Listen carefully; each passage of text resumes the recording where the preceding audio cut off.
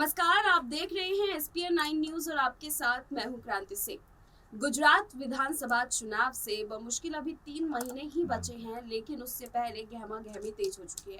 और इस गहमा गहमी के बीच में कभी आप पार्टी अपनी जोर जबरदस्ती दिखाती हुई नजर आती है तो कभी बीजेपी। इन तमाम लोगों के बीच में कांग्रेस भी अपनी भूमिका बड़े अच्छे से निभा रही है। लेकिन सवाल ये है कि आखिरकार बीजेपी के लिए इस बार बड़ी चुनौती जिस तरीके से आम आदमी पार्टी बन रही है और कांग्रेस बन रही है, तो उसके खिलाफ बीजेपी क्या तैयारी कर रही है। बीजेपी की तैयारी का तो अभी तक कोई खुलासा नहीं हुआ है, लेकिन बीजेपी अपने अंदर के मंत्रियों को बदलने का काम जरूर शुरू कर चुकी है। आपको बता दें कि गुजरात विधानसभा चुनाव से पहले 2 बड़े नेताओं को पार्टी से उन्होंने बर्खास्त कर दिया है। उन्हें पार्टी के उस अहम सीट छीन ली गई है उनसे, जिस पर कहीं जब चुनाव हुए थे और चुनाव के बाद जब सीएम पद पर बीजेपी का नेता बैठा, उसके बाद जिन मंत्रियों ने शपथ ली, उन मंत्रियों को अब जो है पार्टी में रखने के बजाय उन्हें साफ तौर पर पार्टी के उस सीट से बर्खास्त किया जा रहा है, जिसके लिए उन्होंने अभी तक सारे जद्दोजहद किए थे।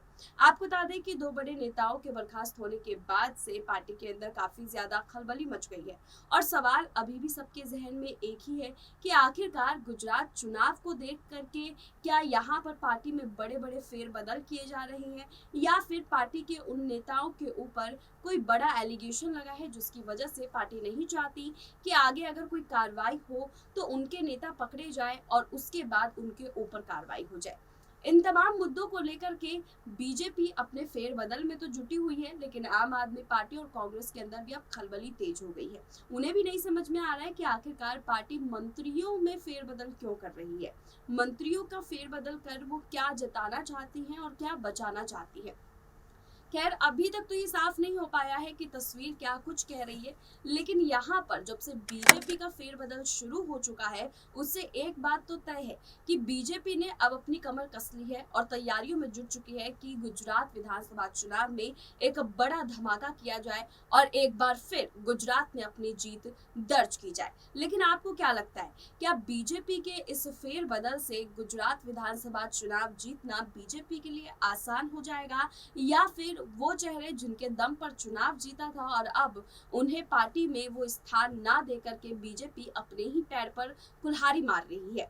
आप लोग के क्या तर्क है, हमें कमेंट करके जरूर बताइएगा। फिलहाल जो गुजरात विधानसभा चुनाव में गहमा गहमी मच रही है, उसमें इस बार क्या लगता है, क्या बीजेपी अपने जीत को दर्ज कर पाएगी या फिर कांग्रेस या आप पार्टी?